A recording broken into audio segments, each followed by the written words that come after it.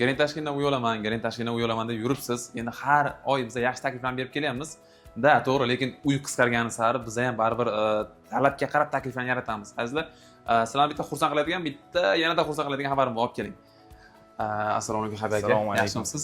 Xo'p. Har oy, masalan, o'tgan oy kelgan reklama olganimizda ham, masalan, 64 oyga mana shu uylarimiz 64 oy, 70 oy, umuman ko'proq vaqtga sotilgan.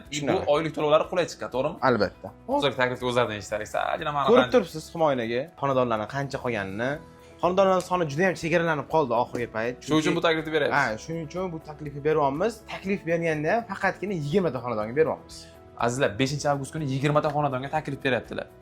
O'tgan oy shu uylarning hech puldan sotilgan qancha vaqtga? Xo'p, o'tgan oy shu xonadonlarimizda 4.485 ming so'mdan 64 oy muddatga sotilgan. Boshlang'ich to'lovi 10 million bo'lgan. Hozirgi paytdagi taklifimiz endi oylik to'lovi 4.555 mingdan bo'ladi, 63 oy muddatga bo'ladi.